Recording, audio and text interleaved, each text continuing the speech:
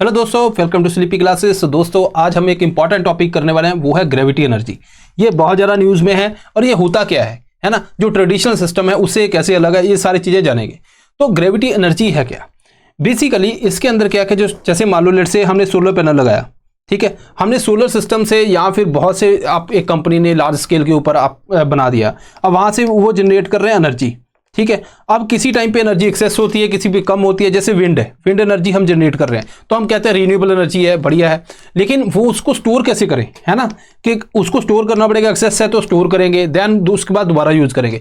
ये स्टोर कहाँ पे कर पाए, यही बेसिकली है। इसके अंदर एक सोल्यूशन देता है, वो है ग्रेविटी बैटरीज। अब ये इसके अंदर है क्या, चलो देखते हैं। मान लो कि हम यहाँ पे ऐसा करते हैं कि या ये एक जो है एक मतलब आप बोलो कि एक वायर है, वायर के साथ जो है हमने एक वेट को, हैवी वेट है, इसको बांध दिया, ठीक है। अब यहां पे क्या होगा कि जैसे अपने पास एनर्जी है तो हम इसको रोटेट करेंगे, क्योंकि हमारे पास ऑलरेडी इलेक्ट्रिसिटी है, उससे हम क्या करेंगे, टरबाइन को रोटेट करेंगे। अब जैसे कॉइल जो है रोटेट करेगी, ये वेट को उठा के ऊपर ले जाएगी, ठीक है। अब ये वेट चला गया ऊपर, तो यहां पे क्या हुआ, जब हमें एनर्जी चाहिए तो ये इसके अंदर क्या होगा, एनर्जी स्टोर होगी in the form of potential energy.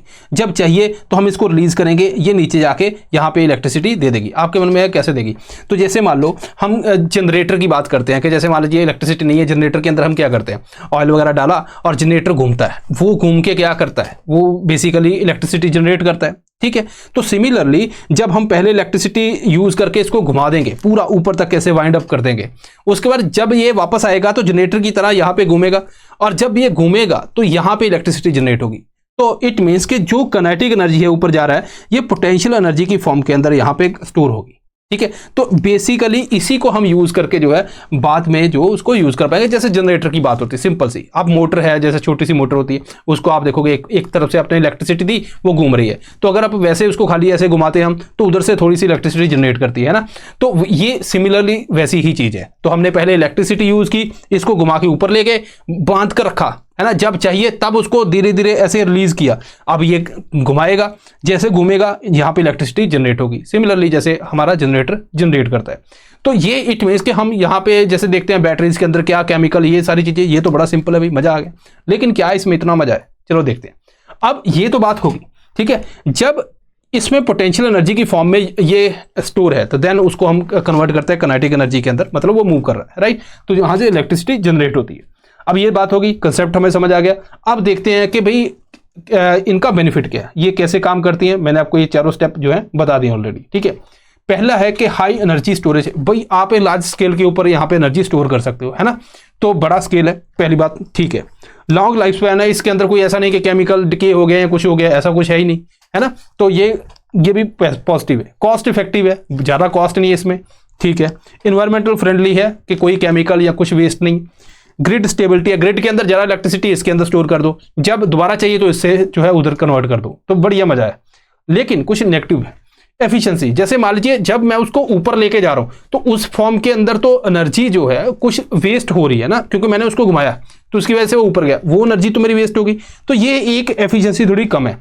Site constraint, अब इसके अंदर भी क्या है कि आपको बड़ी जगह चाहिए, तभी जाके इसको लगा पाएंगे। जैसे हम बात करते हैं कि सोलर पार्क वगैरह बनाने, उसके लिए काफी जगह चाहिए, तो सिमिलरली इसके अंदर जगह चाहिए, तो ये हर जगह नहीं लग सकता। इन्वायरमेंटल इंपैक्ट, जब इसको बना रहे हैं, जैसे टनल और ये सारी चीजें बनाई, उस टाइम पे इन्वायरमेंट के ऊपर कुछ इंपैक्ट हो सकता है।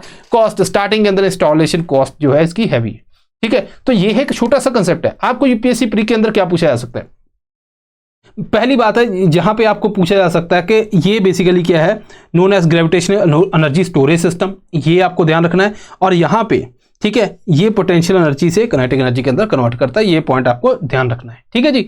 तो इसके अलावा अगर कोई और स्टेटमेंट आती है, मे बी आपको जो है उसके सिग्निफिकेंस क्या है, पॉजिटिव नेगेटिव क्या है, उसके बेस के ऊपर आपको पूछी जा सकती है दोस्तों।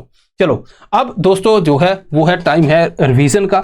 तो रैपिड रिवीजन राउंड जो है हमारा, बेसिकली रैपिड रिवीजन कोर्स जो है वो स्टार्ट होने वाला है। और ये जो है कोर्स इतना अच्छा है, मतलब सिर्फ 50 घंटे के आसपास आप जो है 1500 टॉपिक कवर कर देते हो। मतलब आपको जैसे मान लीजिए सुबह मैं बैठा शाम तक साइंस एंड टेक करवाऊंगा, ठीक है, इस तरह से 1-to-1 मेंटोरशिप है। यहाँ पे 3 फुल जीएस टेस्ट मिलेंगे आपको। अगर आप रैपिड 500 कोड यूज करते हो तो आपको यहाँ पे डिस्काउंट भी देखने को मिलता है। आप यहाँ पे इस नंबर पे कॉल कर सकते हो, यहाँ साइट पे विजिट कर सकते हो, आपको बहुत से बेनिफिट मिल जाएंगे। अब ये कब स्टार्ट होगा, है ना, ये भी पूछते हैं। 24 मार्च से स्टार्ट हो रहा है। पहले ज्योग्राफी के 2 दिन, देन 26-27 को मैं करवाऊंगा आपको science and tech, then IR, और इस तरह से ये धीरे धीरे ऐसे चलता रहेगा, ठीक है। और 9 अप्रैल को जो है आपका काम इसमें खत्म हो जाएगा। तो मतलब अगर मन, कई बार क्या होता है हम रिवाइज नहीं कर पाते, मन नहीं कर रहा, तो जहाँ फिर किसी ने पूरा साल कुछ किया नहीं, तो अब भी उसके पास चांस है कि इसके थ्रू जो है आप कहीं ना कहीं जो एग्जाम के अंदर अच्छी पोजीशन के अंदर आ जाएंगे। सो दिस इज ऑल, मिलते हैं next time. Thank you very much.